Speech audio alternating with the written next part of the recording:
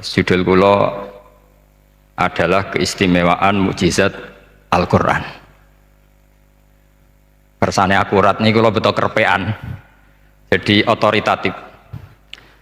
Karena kalau dalam pendapat ulama, kalau seorang mubalek atau seorang ulama atau siapa saja kok ngomong tanpa teks itu dia tersangka sebagai musyarek. Musyarek itu menandingi syariatnya Rasulullah SAW. Dengan pikiran-pikirannya, dengan jargon-jargonnya. Jadi itu masalah besar kalau dalam tradisi ulama, karena pikirannya tidak musalsal, tidak ada silsilahnya ila Rasulillah SAW. Makanya saya meskipun banyak orang percaya ngaji di mana-mana itu bawa kitab. Satu ya tadi niat ngerpek tadi supaya saya dulu masih ingat zaman di Sarang itu kalau tes itu banyak yang bawa kitab. Ketika ditanya ini namanya ngerpek, enggak Pak, mutolaah itu tanpa batas. Jadi mutolaah itu kapan saja. Yang agak kriminal itu kasus ujian nasional. Itu ada seorang guru SD, ini kisah nyata, ingin membocorkan ujian apa? Nasional. Itu kan jelas kriminal itu. Si guru SD tadi berdalih gini, wong ujiannya mungkar nakir saja dibocorkan, apalagi ini ujian negara. Karena semua kiai itu kan mengajari kita marrobuka waman nabi, itu kan mengecewakan mungkar nakir, artinya kan membocorkan ujian. Singkat cerita kiai tadi itu, guru tadi, kalau nggak percaya tanya Gus Bah. Akhirnya rombongan guru SD tanya ke saya, apa betul Gus ujian boleh dibocorkan? Analoginya kiai-kiai bocorkan ujiannya siapa? Mungkar nakir. Karena saya ya NKRI harga mati, saya bilang tertawa-tawa. Kalau saya jawab nggak kriminal dimarahin polisi. Kalau saya jawab kriminal, analoginya dengan mungkar nakir memang yang membocorkan itu apa? Nggak usah diteruskan, kalau saya bilang boleh nanti jadi kriminal. Dan agama ini adalah analogi itu kias. Sehingga saya di sini insya Allah serius sekali membawa makalah mujizatnya Quran. Kenapa demikian? Memang saya merasakan dan semua yang hadir di sini pasti merasakan bahwa mujizatnya Quran itu luar biasa. Sehingga kita satu-satunya umat yang nggak ditunggui Rasul, tapi kualitas iman kita insya Allah menyamai periode-periode sahabatnya Rasulullah SAW. Tapi syaratnya tadi ya, dengan pikiran yang sama, dengan teks yang sama, dengan rasa yang sama, dengan kejiwaan yang sama. Caranya gimana supaya sama? Kita harus terus membaca teks. Teks itu mengingatkan kita. Misalnya begini, yang dikatakan mukjizat itu kan sesuatu dahsyat yang dalam nalar manusia itu nggak mungkin terjadi. Misalnya ontanya Nabi Soleh keluar dari batu besar, itu kan satu peristiwa yang akal manusia tidak sampai. Begitu juga tongkatnya Nabi Musa membelah Laut Merah, yang akal manusia itu tidak sampai.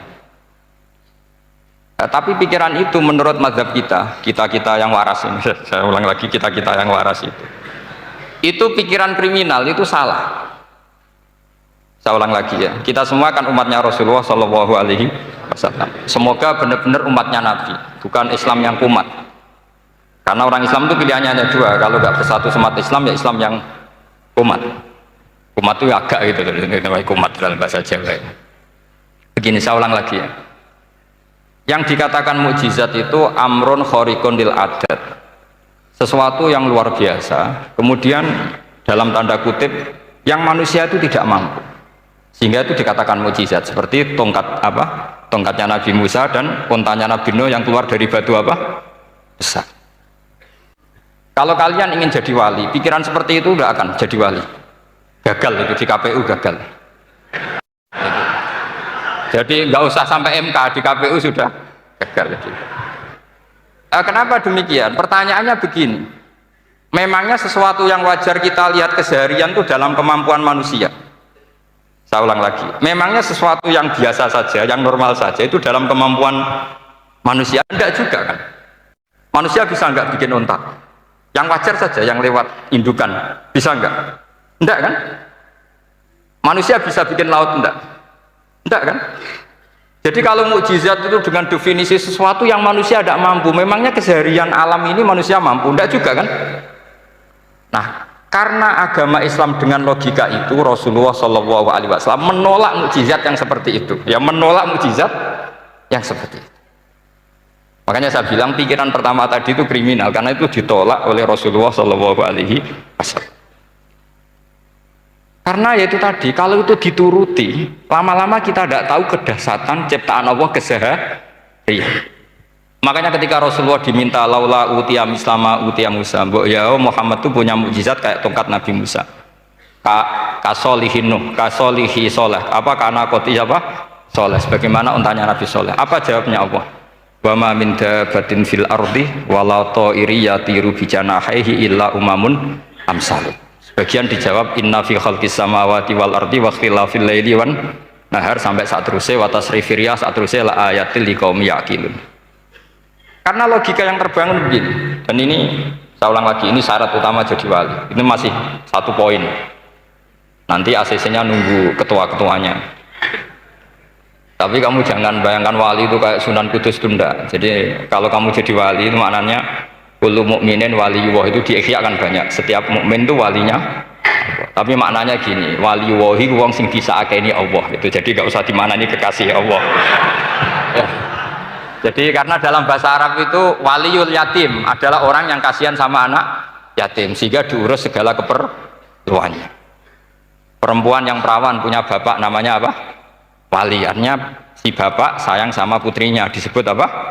Wali. Jadi nanti kalau kamu jadi wali dengan makna yang tadi kullu mukminin waliyullah. Setiap mukmin adalah orang yang dikasihani Allah. Dan insya Allah semua kita masuk, paham ya? Ya, enggak wali songo itu baru maknanya wali sing disayang apa? Kayaknya kita belum daftar yang ke situ nanti itu ada urutannya. Saya ulang lagi. Kalau kita mengakui kudrohnya Allah nunggu mukjizat, yaitu nunggu tongkatnya Nabi Musa membelah Laut Merah, nunggu ada unta keluar dari batu, maka itu kecelakaan besar dalam tauhid, kecelakaan besar dalam kesaksian kudrotullah. Kenapa? Karena alam yang kita lihat keseharian juga tidak dalam kemampuan kita. Alam yang kita lihat keseharian juga tidak dalam kemampuan kita. Misalnya begini, kalau kamu melihat nyamuk, itu pertama Quran turun tentang nyamuk, itu orang munafik komentar, wah Tuhannya Muhammad kurangan stok, sampai contoh saja hanya seekor nyamuk. Tapi apa kata Allah? Inna Allaha la yastahi ayyadriba masalam ma ba'udatan fama fawqa. Nyamuk itu bukan sekedar kecilnya. Tidak usah kamu bikin nyamuk yang ada nyawanya, itu terlalu sulit. Sampean semua tak suruh bikin patungnya nyamuk. Gampang mana bikin patung nyamuk sama gajah? Tidak usah dikasih nyawa. Terus cari tatahnya itu dari mana? Orang Jepara pun tidak akan bisa. Belum nanti bentuk alat kelaminnya. Belum nanti uratnya alat kelamin.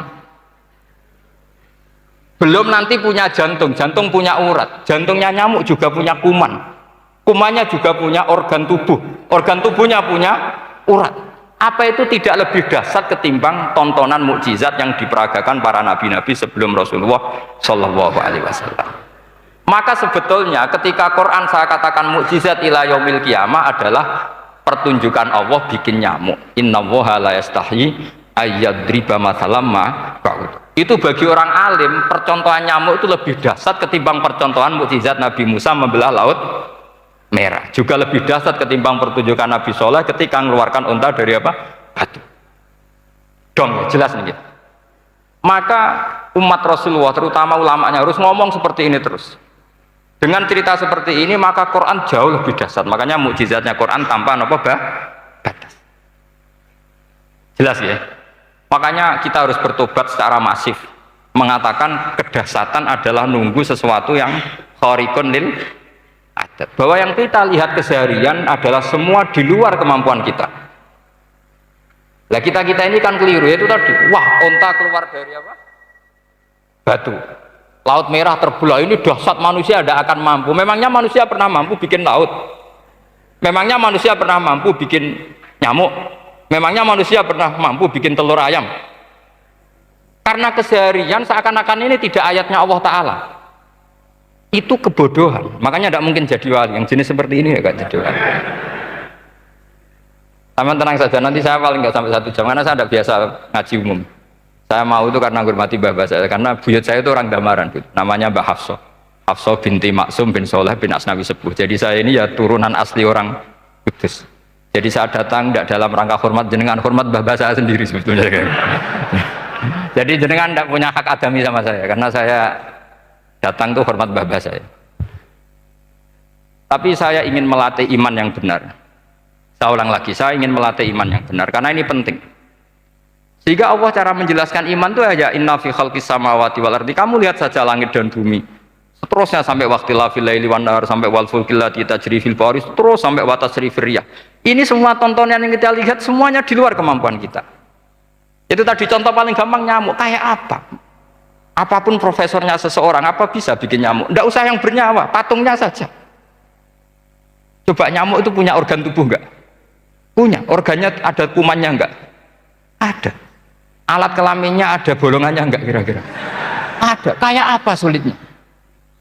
Jadi andaikan saya ke umatnya Nabi Musa terus bengkai lah sama Nabi Musa, ini gue Nabi Musa keren punya tongkat, saya akan bilang Rasulullah lebih keren karena punya Quran. Nah di sini makna kenapa mukjizatnya Quran dikatakan afdolul mukjizat, mukjizat paling keren paling hebat, karena menjadikan manusia punya nalar yang lebih objektif. Artinya lebih objektif. Kenapa kita hanya kagum dengan sesuatu yang dahsyat? Dengan alasan kita tidak mampu. Memangnya dengan hal-hal yang keseharian kita mampu? Tidak juga kan? Jelas ya? Mohon bener nih ya? Mohon bener di mana ini? Mohon gini malam selai didandani bareng-bareng. Mohon bener ya? Sehingga iman di era Rasulullah SAW itu nggak lagi butuh sesuatu yang khariqun lil. Kedua pertimbangannya Rasulullah Muhammad SAW, mukjizat yang khariqunil adat itu resikonya lebih tinggi untuk tidak abadi. Nanti saya bacakan takbirnya. Misalnya tongkatnya Nabi Musa itu hanya disaksikan oleh orang yang di era itu pun yang kebetulan menyaksikan. Saya ulang lagi ya, resiko mukjizat mahsusah istilahnya, mukjizat yang bisa dilihat dengan indera, itu resikonya hanya dilihat orang yang di saat itu menyaksikan. Gimana? Ini prosedur Pak gaul nih. Nggih Pak Ci, mboten. Terus gimana? Oke. Saya teruskan lagi ya. Niki mau normal nih. Mboten kebanteran nih. Mboten kebanteran nih. Saya ulang lagi ya. Jadi yang dikatakan mukjizat itu seringnya kan dikasih definisi satu pertunjukan yang di luar kemampuan manusia. Sehingga tongkat Nabi Musa membelat laut merah disebut apa? Mukjizat. Ontanya Nabi Soleh keluar dari batu disebut apa? Terus lucunya disebut alasannya karena manusia tidak mampu. Memangnya manusia mampu bikin onta normal yang lewat indukan? Mampu enggak? Artinya umatnya Rasulullah lebih sering melihat kekuatan Allah Subhanahu wa ta'ala kulla waqtin wa hinin, setiap saat, karena cara berpikir sudah dibenahi Al-Qur'anul Karim. Paham ya? Maka untuk jadi wali umatnya Nabi itu lebih mungkin karena melihat kedahsyatan Allah setiap saat. Tidak usah nunggu sesuatu yang super kayak apa? Kan filakil bahri, sebagaimana laut terbelah oleh tongkatnya Nabi siapa? Musa. Terus ketiga, kalau logika mukjizat gini itu terus menerus seperti yang dialami Nabi Musa, resikonya adalah umat selalu menuntut hal yang aneh-aneh dan melupakan hal yang pokok. Itu lebih bahaya lagi. Misalnya begini contoh gampang, kita ini hidup di bumi setelah sampean belajar ilmu falak atau astronomi atau belajar geologi, planet yang sebesar ini apa, semuanya itu sudah maha dahsyat. Gara-gara kita berpikir butuh kejadian yang aneh ya, gara-gara ingin kejadian yang aneh, mungkin lama-lama Anda ingin cari model hewan yang kepalanya itu di pantat, baru percaya kudrahnya Allah. Lama-lama kamu jadi dukun, seneng ular yang berkepala manusia, itu baru dahsyat. Nanti menjadi klinik. Makanya kritiknya ulama kritiknya ulama, mukjizat itu tidak perlu dituruti. Karena kalau dituruti itu bahaya bagi kelangsungan kenormalan kita. Makanya kata Abdul Hamid Khan, termasuk kitab yang saya kagumi, kata beliau begini, yang menjadikan orang kafir adalah dia nganggep kudrohnya Allah Ta'ala itu bergantung sesuatu yang dahsyat. Dia nggak sadar bahwa keseharian dalam hidupnya semuanya pertunjukan kudrohnya Allah Subhanahu wa Ta'ala. Kayak tadi saya contohkan nyamuk tadi, inna woha la yastahi ayyadriba masalam ma, terus terusannya ba'udotan fama foko. Kayak apa susahnya bikin nyamuk? Sudah kecil, punya alat kelamin, punya organ, punya urat, lalu dalam tubuhnya juga ada kuman, kumannya juga berorgan. Kebayang nggak Anda bikin seperti itu? Enggak. Dahsyat mana dengan tongkatnya Nabi Musa? Sama-sama berstatus kita tidak mampu sama sekali. Dahsyat mana? Sama kan? Nah, itu yang diinginkan Rasulullah Shallallahu Alaihi Wasallam, dan Al-Quran menggiring kita cara berpikir begitu terus, sehingga Quran cukup menghentikan wa ma min dabbatin fil ardi wala ta'iri yatiru bi janahaihi illa umamun amsalukum. Sebetulnya burung yang setiap hari terbang, yang setiap hari lewat Anda, itu semuanya bukti kekuasaan Allah Subhanahu wa Ta'ala. Tidak usah nunggu kejadian-kejadian super dahsyat. Terus keempat, korbannya para kiai, termasuk saya. Jadi nanti kalau saya tidak bisa haji terbang, wah tidak kiai, tidak bisa terbang. Tidak bisa kayak Harry and Potter misalnya gitu, tidak bisa kayak Harry. Jadi nanti kiai juga dituntut gitu, bisa terbang kayak Aladin. Jadi nanti repot. Semua kebenaran agama bergantung pimpinannya ini punya kedahsyatan-kedahsyatan itu. Akhirnya celakanya apa? Ada orang yang pura-pura dahsyat tapi penipu, kayak kasusnya Dimas Kanjeng. Oh nggih. Mboten apa-apa, sing penting ini lancar mon. Nggih, mon.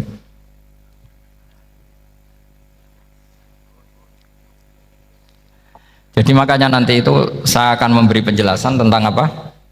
Mukjizatnya Al-Qur'an, kenapa disebut mukjizat paling apa dahsyat. Ini saya bacakan tag pokoknya ya supaya sampean tahu.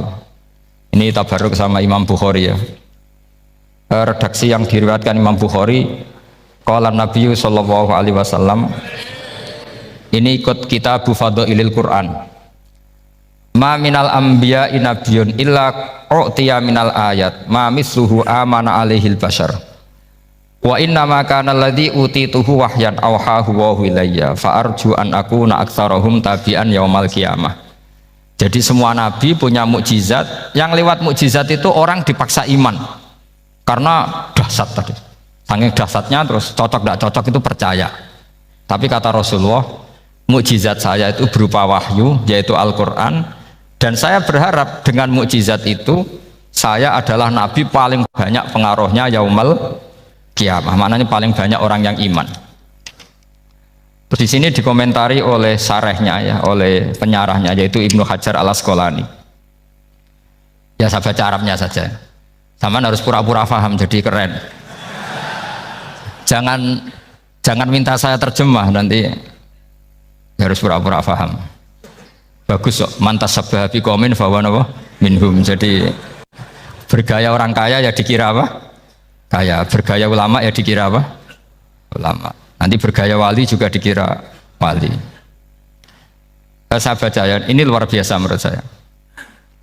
Al makna annal mu'jizati al madiyata kanat khissiyatan tusyahadu bil absor kana qoti soleh wa asa Musa. Wa mu'jizatul Qur'ani tusyahadu bil basirah. Jadi kayak tadi, kedahsyatan tongkat Musa itu karena apa? Laut kok bisa dibelah sebuah tongkat? Itu aneh. Kalau maknanya aneh adalah di luar kemampuan manusia, nyamuk lebih aneh. Kayak apa susahnya bikin organ apa? Nyamuk yang sekecil itu. Artinya bedanya apa? Tongkatnya Nabi Musa dengan pertunjukan nyamuk yang sama-sama mengarah satu titik, yaitu mengakui absolutisme kudrahnya Allah Subhanahu. Sama ndak? Sama. Sehingga umatnya Rasulullah tidak perlu ditunggoni mukjizat simsalabim. Cukup penalaran akal. Ini namanya basirah apa? Basirah. Nggak jelas ya? Mohon sampean ra usah kepen roh tokate Nabi Musa to. Cekap melihat apa? Nyamuk. Ya sudah bagus, sudah maju, sudah keren. Ya jelas ya. Li'annal ladzi yushahadu bi ainir ra'si yang qaridu binqiradi musyahidihi walladzi yushahadu bi ainil aqli baqin yushahiduhu kullu man jaa ba'dal awwali mustamirron. Sesuatu yang dipertontonkan lewat sesuatu yang fisik kayak tongkat Nabi Musa, itu yang percaya langsung tentu yang melihat. Setelah itu ada yang percaya, ada yang enggak. Bisa saja itu hoax, bisa saja macam-macam. Tentu yang enggak percaya tentu salah, ya kita sepakat. Tapi tetap saja yang enggak menyaksikan itu bisa saja enggak percaya. Paham ya? Tapi logika kedahsyatan nyamuk, siapapun yang punya nalar percaya. Artinya giringan Al-Quran untuk melihat mukjizat itu kedahsyatan Allah bikin nyamuk itu abadi ila yaumil kiamah, dan siapapun yang waras akan ikrar dan tetap menyaksikan karena insya Allah ada nyamuk terus ila yaumil kiamah. Itu kan teman tidur kita, paham? Makanya kamu kompromi dengan nyamuk, sekali-kali jangan dicablek, ini ayatnya Allah. Ya bila perlu dicium, dilus-lus gitu. Karena saya yakin yang hadir di sini andekan melihat tongkatnya Nabi Musa kira-kira dilus-lus enggak? Kira-kira?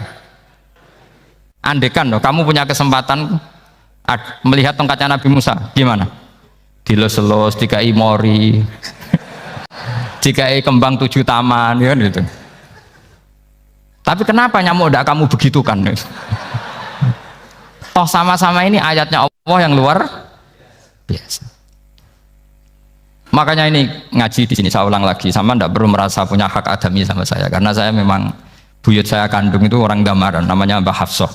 Hafsah itu binti Maksum bin Soleh bin Asnawi Sepuh. Jadi saya ini termasuk turunan beliau yang keluar dari Kudus di Rembang. Karena mbah saya kandung itu sepupunya Mbah Sahal, ya sama Mbah Sahal ibunya Badiah. Badiah ya putrinya Mbah Hafsah ini.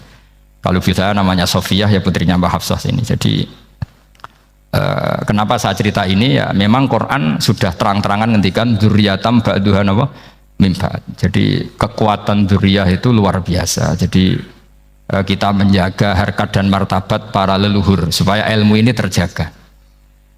Jangan marisi gayane tok, mbah alim terus putune pedita-pediti gak alim terus gak keren, menurut saya itu malu itu. Jadi marisi itu ya kalau putunya orang alim ya alimnya, jangan marisi mulyane. Orang alim terus mulia tok gelem dicucup, itu gak keren menurut saya. Niru alimnya dulu baru sama-sama dicucup, itu baru betul, Pak. Jadi ada aturannya. Saya teruskan. Sehingga Quran kalau menggiring mukjizat, ketika Rasulullah SAW dituntut kafir Mekah, kita tahu kan mereka nuntut apa misalnya? Lan nu'mina laka hatta tafjura lana minal ardi nabawayam bu'a au takuna laka jannatum min nakhili wa inabin fatufajjiral anhara khilalaha nabawayam tafsiro autus kita sama kama zamta alaina kisafan au ta'tiya billahi wal malaikati qabila au yakuna laka baitum min zukhrufin au tarqa sama. Masih mereka bilang gini, walan nu'mina liruqiyika hatta tunzila alaina kitaban naqra'u. Mereka nuntut tuh, Muhammad saya percaya kamu rasul, tapi syaratnya Mekah yang tandus sulap jadi kota yang subur makmur, menjadi jannat subur makmur. Atau begini saja Muhammad, kalau kamu gelo sama saya mangkel karena kita ada iman, turunkan saja azab, kisafah minas sama, turunkan saja azab. Atau begini Muhammad, kamu kan bilang utusan Allah, kamu datang saja bersama Allah digandeng gitu, digandeng terus sama Allah diangkat tangan kamu, dimaklumatkan kalau kamu rasulnya. Au ta'tiya billahi wal malaikati qabila. Karena mereka dengan logika yang salah, yang dikatakan mukjizat itu sesuatu yang seperti itu. Artinya kalau kamu berpikir mukjizat yang seperti itu, berarti Anda turunan kafir Quraisy. Anda turunan apa? Kafir Quraisy. Maka nggak boleh berpikir mukjizat seperti itu. Nyatanya Allah cukup menjawab dengan ayat wa ma min dabatin fil ardi wala ta'iri yatiru bi janahihi illa umamun amsalukum. Dijawab lagi inna fi khalqis samawati wal ardi wa ikhtilafil laili wan nahar wal fulkil lati tajri fil bahr satruse la ayatil liqaumi yakin. Semudah itu kita iman kedahsyatan kudratnya Allah. Cukup melihat kerbau, Kok bisa ya jaga populasinya? Padahal tidak pernah dia seminar cara jaga populasi. Nyatanya tetap terjaga. Tanpa lamaran ya bisa jaga keturunannya. Tanpa sesar ya anaknya lancar. Tanpa sesar kan? Artinya mereka bisa. Karena di sini ada kudratullah. Ada apa? Ada kudratullah. Nah, kalau iman seperti itu, Anda baru betul. Yaitu yang disebut Allah, ya tanazzalul amru bainahunna lita'lamu annallaha ala kulli syai'in qadir wa annallaha qad ahata bi kulli syai'in ilma. Semua urusan di alam raya ini hanya Allah ingin mempertontonkan bahwa saya kuasa. Jadi tidak perlu nunggu yang aneh-aneh. Sehingga andaikan saya ketemu Nabi Musa dan ketemu Rasulullah Muhammad SAW, pasti saya milih Nabi Muhammad sebagai ketua. Karena Nabi Muhammad yang bikin sarana iman dengan sarana yang seluas-luasnya, dan sarana ini tidak habis dan ada di mana saja, yaitu sarana ikrar bahwa Allah kudroh, dan kudrohnya tanpa batas. Nabi bikin sarana apa saja, melihat langit, bumi, lautan, nyamuk, hewan, semuanya sarana untuk ikrar kudrohnya Allah Subhanahu wa ta'ala. Sementara Nabi Musa mempertontonkan hanya nunggu mukjizat sing khariqun lil adat. Paham ya? Makanya wajar kalau Nabi bergelar Afdolul Ambiya Sayyidul Awalin wal Akhirin, karena memang lebih efektif cara menggiring supaya orang iman. Sekarang sudah tahu kenapa Nabi jadi Sayyidul Awalin wal Akhirin? Sudah ya? Mungkin kemarin-kemarin tahu tapi gak tahu logikanya. Pokok iman selewat ke musola ngaji iman, itu iman yang kurang betul itu, karena tanpa nadzor. Itu namanya taklid yang statusnya mukhtalaf alaih, masih disidangkan di MK. Paham ya? Iman jadi iman taklid itu iman yang masih disidangkan oleh para ulama. Ada hakim yang bilang sah, ada hakim bilang tidak sah. Tanya anak-anak Qudsiyah ya. Imanul muqallid itu mukhtalaf alaih apa mujma' alaih? Mukhtalaf alaih. Kalau imanu ahli nazar mujma' alaih. Insya Allah barokahnya ngaji ini semuanya min ahli nazar, apa? Min ahlin, jangan amin sudah jadi, ini sudah jadi ini. Kalau amin kan masih berdoa, bisa makbul bisa nggak boleh iman kok. Ayo iman kepada Allah dan Rasul, amin, nggak boleh. Sesuatu yang pasti nggak boleh diamini, itu kan jadi kacau nanti. Harus bilang apa? Sami'na wa ta'na. Nanti lama-lama kamu disuruh Allah, ayo sholat, amin. Nggak boleh. Jadi amin tuh ada itu, ada aturannya. Tapi bukan berarti saya nyalahkan jenengan, enggak. Ya memang salah gitu. Jadi kan, ya kalau saya memang statusnya salah. Ya saya ulang lagi ya. Berarti Rasulullah adalah Rasul yang sukses membuat sarana orang kembali ke Allah, mengakui kudrohnya Allah dengan sarana apa saja. Melihat rumput, melihat hewan, dan hewan itu ya apa saja. Gabah itu apa saja. Hewan yang melata di bumi apa saja, semua bukti kudrohnya Allah. Bahkan Rasulullah sukses membiarkan umatnya nggak ditunggui beliau tetap iman. Mergo ditunggui konsep sing super gini kok Al-Qur'anul Karim. Jelas ya? Tapi caranya memahami ya seperti yang saya terangkan ini. Ya saya baca lagi ya, yang jadi annal mu'jizati, pakai jama' mu'annas salim, annal mu'jizati al-madiyata, mukjizat-mukjizat yang sudah kelewat itu kanat khisyatan, bersifat fisik, tusyahadu bil absor, hanya bisa dilihat dengan mata kepala, karena qoti soleh wa aso Musa, wa mu'jizatul Qur'ani tusyahadu bil basirah. Sementara mukjizatnya Quran disaksikan dengan mata hati, dan setiap orang punya mata hati. Fayakunu man yattabi'uhu li ajliha aksar li annal ladzi yusyahadu bi ainir ra'si yang qaridu bin qiradi musyahidihi walladzi yusyahadu bi ainil aqli baqin yusyahiduhu kullu man jaa ba'dal awal mustamirron. Sesuatu yang dilihat dengan mata kepala, setelah para saksi ini meninggal, maka setelahnya mencari-cari, bisa percaya bisa enggak. Tapi mukjizat yang disaksikan mata hati, siapapun percaya dan sampai ila yaumil kiamat. Dan tentu Quran lebih unggul dalam hal ini, dan insya Allah kita semua adalah ahli Quran, yaitu harus punya kesimpulan falam mata bayana lahu qala a'lamu annallaha ala kulli syai'in qadir. Sebagian ayat walita alamu annallaha ala kulli syai'in qadir wa annallaha qad ahata bi kulli syai'in ilm. Itu kenapa mukjizat Al-Qur'an dasar. Itu yang gampang-gampang ya, melihat nyamuk, unta, kerbau itu yang gampang. Anda tak naikkan kelas sedikit menjadi agak ilmiah. Misalnya begini, kamu ahli falak. Misalnya kamu ahli falak, misalnya kayak Batu Rehan ya. Itu pasti tahu kalau matahari dan rembulan dibikin Allah itu asyamsu wal qamaru bihusban, bahwa matahari dan rembulan dibikin ini untuk hisab. Walladzi ja'ala syamsa diya'a wal qamara nuran wa qaddarahu manazila li ta'lamu 'adada sinina wal hisab. Sehingga ketika ternyata betul samsiah bisa dihitung menjadi tahun samsiah, yang oleh bahasa milenial disebut Masihiyah. Sayyidina Umar agak tersinggung. Sebetulnya yang namanya hisab itu tidak ada hubungannya dengan Masehi dan Hijriah, itu tidak ada. Semua berdasar matahari atau apa? Rembulan. Lah sialnya yang Samsiyah ini oleh bahasa internasional disebut apa? Masihiyah. Makanya Sayyidina Umar marah terus bilang ya sudah kalau gitu Qamariyah bikin apa? Hijriah. Jadi itu sebenarnya nama politik. Sebetulnya kalau objektif yang jadi ukuran ya Samsiyah sama Qamariyah. Berhubung ini sudah diambil tetangga partai sebelah, akhirnya ya kira-kira gitu. Jadi kira-kira seperti itu. Akhirnya kita namanya apa? Hijriah. Apa Samsiyah sama apa? Hijriah. Sebetulnya yang asli ya Samsiyah, Qamariyah. Tapi nggak apa-apa lah. Dunia itu mesti ada politiknya. Lah yang repot orang-orang fanatik hukum pakai bahasa nasional, itu repot. Jadi misalnya kematian Yesus Kristus itu mesti Batu Rehan kan nggak percaya, akhirnya ditambahi kematian Sibeh. Karena kalau bilang iya kan percaya, makanya ditambahi apa? Sibeh. Karena menurut orang Islam berkeyakinan Nabi Isa itu nggak terbunuh, maka ditambahi apa? Sibeh.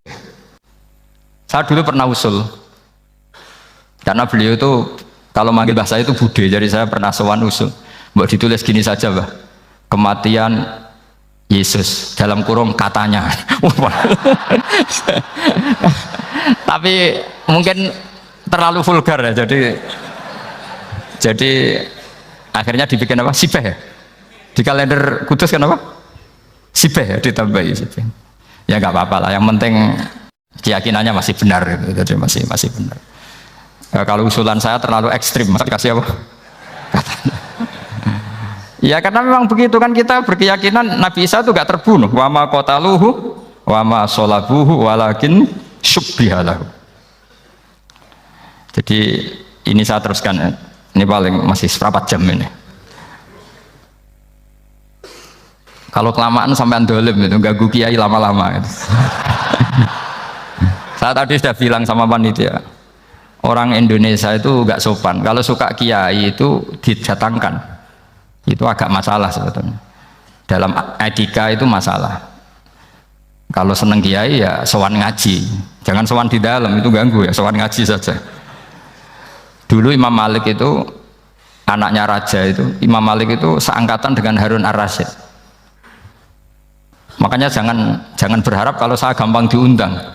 Bukan karena saya sombong, memang etikanya seperti itu. Jadi Imam Malik diminta datang ke istana untuk ngajar anak-anaknya Harun apa? Ar-Rasyid. Masyhur Imam Malik tersinggung terus kata bilang, al ilmu yu'ta la ya'ti. Ilmu itu disowani bukan sowan. Akhirnya Harun Ar-Rasyid minta anak-anaknya datang ngaji ke Imam Malik. Itu anak presiden. Imam Malik berani, al ilmu yu'ta la ya'ti. Tapi kalian beruntung karena saya hormat sama mbah-mbah saya yang di sini. Wong makom buyut saya itu ya berarti apa ya? Selatannya makamnya saya Ja'far Shadiq itu di situ kan ada makamnya Mbah Soleh, Mbah Maksum, itu mbah-mbah saya. Nah, makanya dulu saya ngaji di sini lama di Damaran itu, masnya lama itu ya mungkin setahun. Karena saya memang mulai kecil di Sarang, sampai sekarang saya masih ngajar di Sarang. Tapi dulu cukup ya, karena saya kesini sudah hafal Quran, jadi hanya setor setiap hari satu juz jadi cepat lah. Saya tidak punya masalah ingatan, alhamdulillah, jadi cepet hafal. Saya terangkan lagi ya, ini penting ya, masalah mukjizatnya Quran. Selama ini orang tuh mau bilang tok, mukjizatnya Quran itu dahsyat, tapi nggak bisa menerangkan. Itu masalah. Makanya kita harus bisa menerangkan mukjizatnya Quran dahsyat itu apanya. Yaitu tadi, tongkatnya Nabi Musa hanya disaksikan oleh orang yang di era itu. Toh tujuannya mukjizat adalah diakui kemudian orang menjadi iman. Lalu Rasulullah SAW beliau sudah intaqala ila rafiqil a'la. Tapi konsepnya Quran menjadikan orang yang nggak ditunggui beliau tetap iman ila yaumil kiamah. Itu yang maksud fa'arju an akuna aktsarahum tabi'an yaumal kiamah. Mukjizat saya itu cukup Quran kata Nabi, dan dengan mukjizat itu orang akan iman ila yaumil kiamah. Caranya seperti ini. Karena tadi sedahsyat-dahsyatnya mukjizat, tujuan utama orang terdikte supaya ikrar ngakui kudrohnya Allah. Lah ngono kok ngenteni tongkat sakti lah opo? Cukup deloknya mau. Paham nggih? Jelas ya? Alhamdulillah, mau naik kelas ini sudah benar, ini sudah benar. Terus kedua begini, kedahsyatan Quran lagi. Quran itu bisa merunut, mentartibkan logika. Bahkan logika ini logika yang universal. Siapa saja merasakan logika itu. Misalnya begini, dulu orang kafir itu punya Tuhan banyak. Tentu yang dipertuhankan yang mana? Yang dipertuhankan itu banyak. Karena pikiran mereka urusan banyak, problem banyak, ya Tuhannya harus banyak. Ada BPKB 3D kan, istri cerewet, macam-macam lah itu kan. Problemnya banyak, maka Tuhannya harus banyak. Karena Tuhan itu maknanya penyelesai masalah. Sehingga kalau masalahnya banyak, Tuhan harus banyak. Ketika Rasulullah membawa konsep satu Tuhan, mereka janggal. Makanya mereka bilang, aja'alal alihata ilaha wahida inna hadza lasyai'un ujab. Masa Tuhan satu? Ini aneh, nggak bisa. Tuhan harus banyak, karena masalah kita banyak. Itu terpatri, di otak mereka terpatri. Lalu Nabi dengan santai diajari Allah menerangkan, andaikan kalian punya majikan banyak dan perintahnya beda-beda, kamu suka enggak? Ya enggak suka, mat, enggak enak. Punya majikan banyak itu udah enak. Milih mana majikan banyak sama satu? Satu aja, mat. Tuhan kamu adalah majikan kamu. Kalau banyak kamu bingung. Ya mat, satu aja mat. Itu segampang itu. Jadi menggiring, Tuhan itu kan bos kita, tuan kita. Kalau banyak berarti yang memerintah kita banyak, dan bisa konflik bos-bos kita ini karena berebut anak buah tadi. Akhirnya mereka, kalau kamu punya majikan banyak dan perintahnya beda-beda, semuanya minta dilayani, kamu pusing enggak? Ya pusing, mat. Minta mana? Majikan banyak sama satu? Satu saja Muhammad. Ya Tuhan kamu adalah atasan kamu, maka harus satu. Mereka paham. Oke mat, Tuhan satu. Itu yang dimaksud dorobawaw matalar rojulan fihi syuraka umutasyakisuna warojulan salamal lirojul hal yastawiyani masalah. Langsung alhamdulillah. Karena mereka yang paling bodoh pun paham dengan logika itu, paham. Kalau Tuhan banyak, perintahnya banyak, kita repot.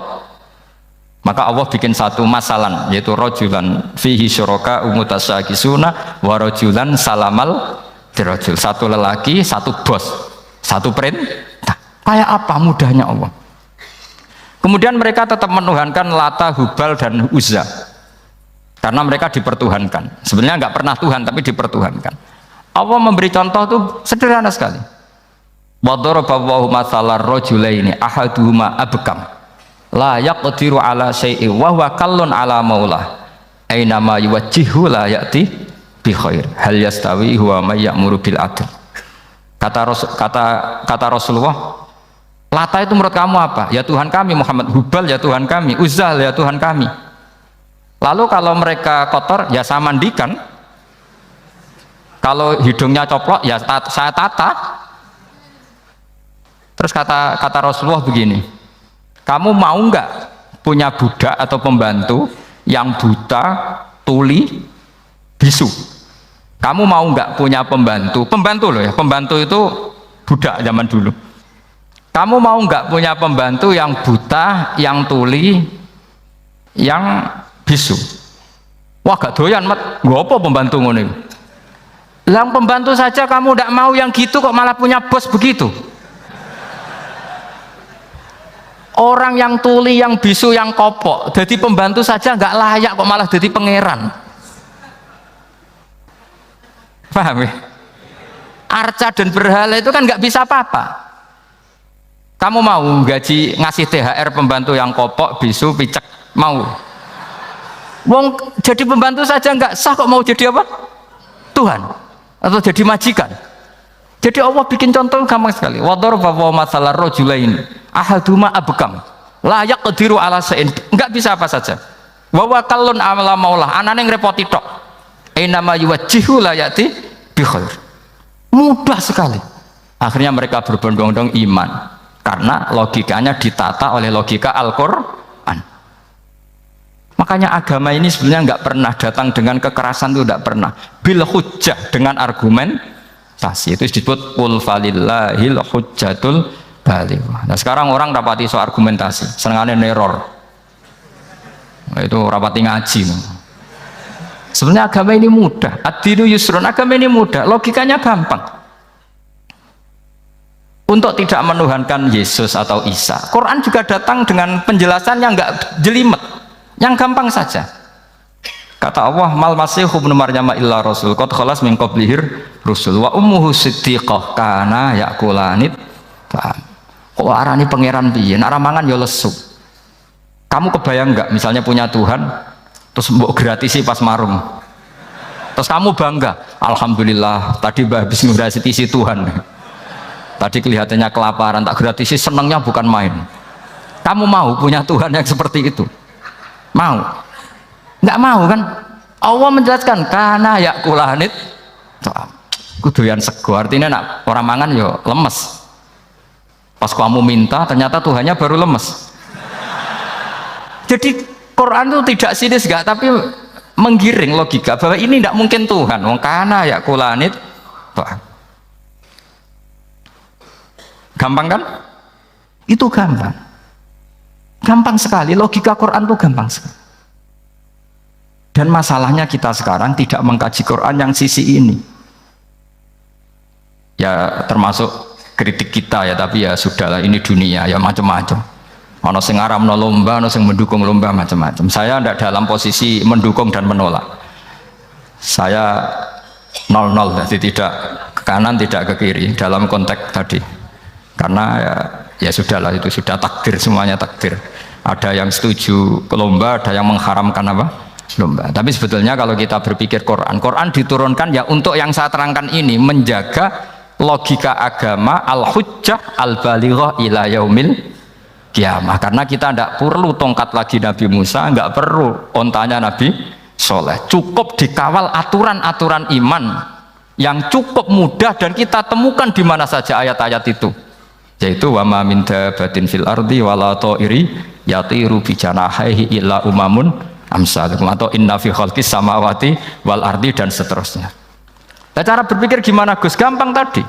Kalau tongkat Nabi Musa membelah laut adalah hal yang kita tidak mampu, memangnya kita mampu bikin langit bumi? Tidak mampu kan? Berarti ini sudah cukup menjadi ayat kekuasaannya Allah. Jelas kan? Maka mukjizat Quran ini mengawal umatnya Rasulullah SAW ila yaumil kiamat dengan logika seperti itu. Saya ulang lagi, dengan logika seperti itu. Maka ulama nggak boleh berhenti seperti saya ngomong terus seperti ini. Makanya ngendikane Allah, lam yakunil ladzina kafaru min ahlil kitabi wal musyrikina munfakina hatta ta'tiyahumul bayyinah. Bayyinah itu apa? Rasulun minallah yatslu suhufam mutahhar. Orang kafir semuanya, kata Allah, baik berkategori kafir musyrik maupun kafir ahli kitab, itu tidak akan tercerabut dari akar kesalahan mereka, dari cara berpikir mereka, hatta ta'tiyahumul bayyinah, sehingga datang satu kejelasan yang jelas welo-welo. Itu apa? Rasulun minallah yatslu suhufam mutahhar, yaitu rasulnya Allah yang membaca sahifah-sahifah suci, maknanya Al-Qur'an. Untuk menafikan ketuhanan berhala, ketuhanan Yesus, kita cukup dengan konsep Quran. Kayak tadi, kana ya kulanit, termasuk untuk menafikan Tuhan balita, paham ya? Tuhan apa? Fir'aun, ini contoh terakhir, sampean siap-siap saja selesai, karena saya memang mau selesai ini, bukan guyon, memang mau selesai. Karena menurut saya mukjizatnya Quran itu jelas, jadi diterangkan seperempat jam ya jelas, 10 menit ya jelas. Kalau kamu butuh lama, berarti kamu menyaksikan kejelasan Al-Quran. Dan itu kriminal besar gitu. Kalau nggak boleh dibahasakan murtad besar, ya kriminal apa besar. Nggak guyon, betul itu. Saya tadi mau nyontohkan apa tadi? Tuhan balita ya. Fir'aun itu berdebat sama Nabi Musa. Singkat debat begini. Kalau nggak salah di J19, kalau nggak salah di surat Syu'ara. Dicari sendirilah. Pertama ditanya gini, Musa kamu kesini ada apa? Ya bawa konsep Tuhan. Yang jelas itu tidak kamu. Ya. Lalu Tuhan kamu siapa? Rabbus samawati wal ardi, yang menuhani langit dan bumi. Si Fir'aun masih berkelit. Begini, soal yang di bumi, saya jalan-jalan kemana-mana, setahu saya yang jadi Tuhan saya. Ma'alim tulakum min ilahin apa? Ghairi, di mana-mana yang dituhankan saya. Soal kemungkinan di langit begini, tunggu saya. Terus di Haman dipanggil. Ya Haman ibnili sarhal ali abluhul asbab as-samawati fa'attali'a ila ilahi Musa. Haman, bikinkan saya piramida yang tinggi. Saya mau lihat Tuhannya Musa, apa betul ada? Padahal andaikan terjadi piramida kan Tuhan pun nggak bisa dilihat. Wong sampean yang wali saja tidak bisa melihat. Wali tadi yang sing disakeni Allah tadi itu aja nggak bisa melihat. Apalagi Fir'aun. Akhirnya Nabi Musa sadar bahwa logika itu tidak masuk ke Fir'aun, nggak masuk. Padahal ada pengawalnya banyak. Dan karena semua Nabi fatona itu ibarat mobil ganti gigi, ganti argumentasi. Gini saja, yang menuhani leluhur kamu, mbah-mbah kamu, itu sontak kaget Fir'aun. Pengawalnya ya kaget. Oh iya, kalau Fir'aun ini Tuhan, mbah-mbahnya tanpa Tuhan. Kan Tuhannya datang terlambat. Berarti mbah-mbahnya dulu itu tanpa Tuhan, karena ini ada Tuhan balita itu tadi itu. Akhirnya hampir separuh, mungkin hampir semua pengawalnya Fir'aun itu iman semua. Meskipun yaktumu imanahu, ini yang diceritakan Quran, wa qala rajulun mu'minun min ali fir'auna yaktumu imana. Karena runtuh, semua logika Fir'aun sebagai Tuhan itu runtuh. Hanya dengan logika, kalau kamu Tuhan, lalu mbah kamu Tuhannya siapa? Fir'aun mantel. Wah bahaya logika Musa, tangkap Musa, gak debat lagi. Kayak apa mudahnya logika Quran untuk menafikan ketidaktuhanan Fir'aun. Yaitu mengatakan Rabbukum wa Rabbu abaikumul awwali. Karena dikatakan Tuhan langit, Fir'aun masih berkelit. Nanti dulu, saya mau bikin piramida. Mau saya lihat ada enggak Tuhan kamu. Nabi Musa langsung ganti gigi, yang nuhani mbah-mbah kamu. Orang kan harus mikir, ini kalau Tuhan betul, lalu orang-orang dulu Tuhannya siapa? Kan Tuhannya datang terlambat. Nah itu lagi-lagi, dan kita baca Quran itu ila yaumil kiamah. Makanya tidak ada umatnya Rasulullah SAW kemudian imannya itu ada syak, nggak ada sama sekali. Karena dzalikal kitabu la raiba fihi mir rabbil alam. Ya, mohon cekap ya. Mumpun gampang nih. Masalah sampean kalau masalah. Jadi karena kebenaran Quran itu adhar wa adhar, sangat jelas. Sehingga nggak perlu butuh orasinya saya. Sebenarnya nggak perlu. Saya yakin sampean sebelum saya terangkan ya sudah iman, sudah betul. Ini kan akal-akalan saja saya dimanfaatkan ya. Karena ya menurut saya itu ya sudah adharu min samsi dhohiro kalau dalam bahasa Arab. Kebenaran sejati itu lebih jelas ketimbang matahari di siang hari, karena ya tadi logika. Ya saya tambah satu contoh lagi, semoga ini selesai betul. Kemudian Quran misalnya gini, sampean tak bedai, kamu bisa melihat itu karena apa? Ini misalnya apa? Kertas yang saya bawa ini kan kuning, kamu bisa melihat itu karena apa? Mata kan? Nah itu masalah. Karena melihat kamu dengan mata, sekali ini tak tutupi, kamu tidak tahu. Atau kamu jauh menjadi tidak tahu. Karena mata bisa terhalangi oleh jauh atau tertutupi. Beda dengan Allah. Allah itu kalau merumuskan tahu itu bukan karena melihat, karena menciptakan. Makanya Allah bilang, ala ya'lamu man khalaqa. Apakah tidak tahu orang yang membuat? Misalnya ini, kertas ini kuning. Sama saya tak tutup begini. Kemudian kitab ini tak tinggal, saya datang ke Jakarta. Saya tetap tahu nggak kalau dalam ini ada kertas kuning? Tahu, karena saya yang menciptakan. Paham ya? Kamu bangun satu bangunan, di dalamnya ada besi ukuran sekian. Di situ kamu menyimpan emas setengah kilo. Setelah kamu pergi kemana-mana masih tahu nggak? Tahu, karena kamu yang menciptakan. Sehingga ketika kita janggal, masa Allah pirsa semua alam ini? Logikanya gampang, masa yang bikin tidak tahu? Makanya Allah bilang ala ya'lamu man khalaqa. Paham ya? Jadi gampang sekali. Mukjizatnya Quran tuh gampang sekali. Nak raro kebangetan gitu.